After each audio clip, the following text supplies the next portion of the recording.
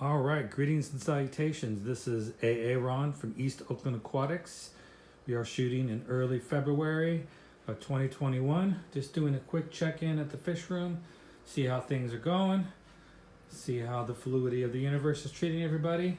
So we'll just do a quick check-in. We're gonna just make this a quick video. Everyone is doing fine. The neon tetras are having fun. Everybody's eating right now, and the suggestion from the viewer about moving the flow of the tank was a great suggestion because the neon tetras don't have to struggle so much, and they're doing quite happy, and so are the plants. And over here we have the pygmy cories and the celestial pearl danios, which I will try and zoom in and get to them because they are quite shy, and if I get any closer they will run away, and they've already ran away. Never mind. Alright, in this tank we have the endlers, the yellowtails, and the panda cories, and the plants are doing well. Everybody's doing well in this tank. This is always a fun tank. This is cherry bark tank. Plants are doing well, and they're all gonna be up here eating, chowing down, having a good time. No luck with finding any eggs anywhere in this tank, so I suspect they're just getting eaten or eaten, whatever, eaten ASAP, and I never were able to find them or rescue them, but I mean there's so many in there, so they have to be producing eggs, but it's just not working out. Alright, in this tank I have FYI, I have moved all the Autosynculus from these tanks into this tank, so we should have like 6 or 7 autos in here now. And there's one right there on the glass, and there's one. We have some little fry that have made it. I don't know whether or not they're from the guppies or from the endlers, but these little tiny fry are surviving. There's 2 of them that I've spotted, and they're there with the runny nose tetras, and they're there with the pork chop rasboras, or the harlequin rasboras, however you like to call them.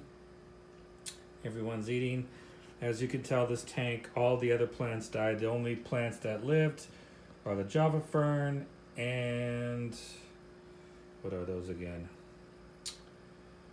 Oh, the Amazon swords. I believe they're a certain kind of variety, but I can't remember. And there is a nether. Let's see if we can zoom in on him. Here he is. Come on. Focus.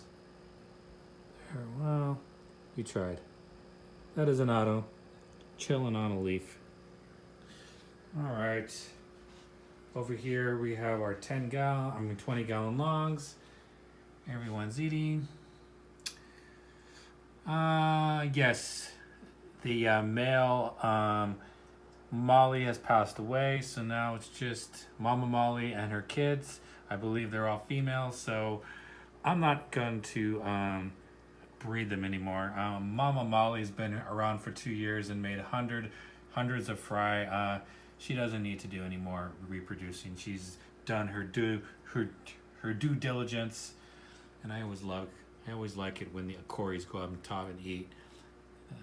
I don't know if they're gonna start making that smacking noise. Yeah, they're up there.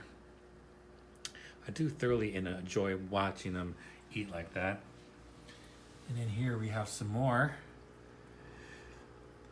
with the ember tetras, and there's that. I think that's a stir-by cory, looking really good.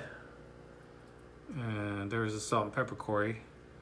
You guys gonna go up there and top and do some more chowing down? No, you're just gonna eat down here? Yeah. Guys look good.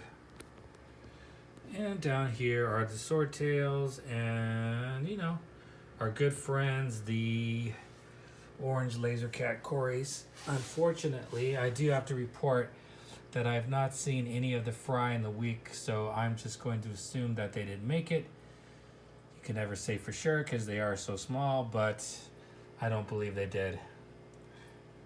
But you know, as I stated in my last video, I was going to let Mother Nature dictate what happens. And there's another Cory cat on top there chowing down. That is just got to be one of my most fun Cory cat to watch. This tank is doing well.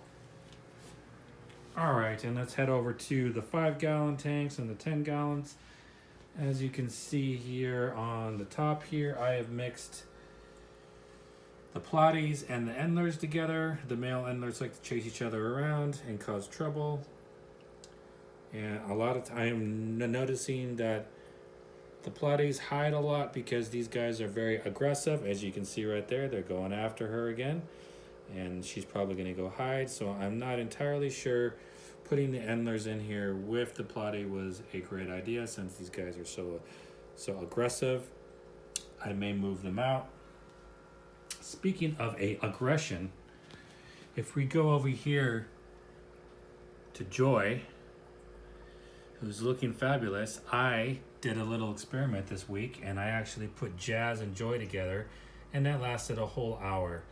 Jazz is very immature betta fish, and he was being rather mean to Joy, so I put him back in his own tank here. I'm thinking that if I'm going to attempt to breed them again, I may have to put him in a 10-gallon or a bigger tank so that she can have more places to hide.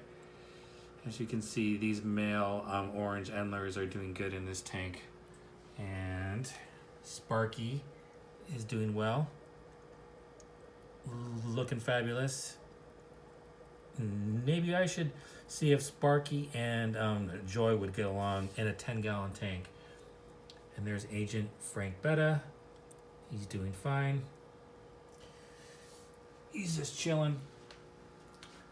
And I will report some good news over here. All of these little fry are getting bigger. There's a whole bunch of them. I still can't sex them out, but I am starting to see, and I suspect they're all females. That I didn't get any males this batch.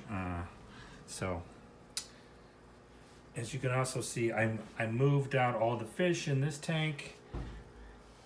And in this tank, and the mountain, what do you call those guys? The white clouds are doing well. There's plenty of places for the eggs in there, so I'm hoping they'll breed soon. But I do have a dilemma here as I close out this video. I am probably going to have to move this year. And if I move, I'm going to have to figure out what to do with the fish room and the costs associated with it. So I may reach out to everybody in the community about homing some fish and some fish tanks. Because I do not want to attempt to move all this. I think it would the cost associated with that. I would rather rehome the fish, the majority of them. So I'll let you know what happens, and be safe out there. Take care, and we'll see you next time.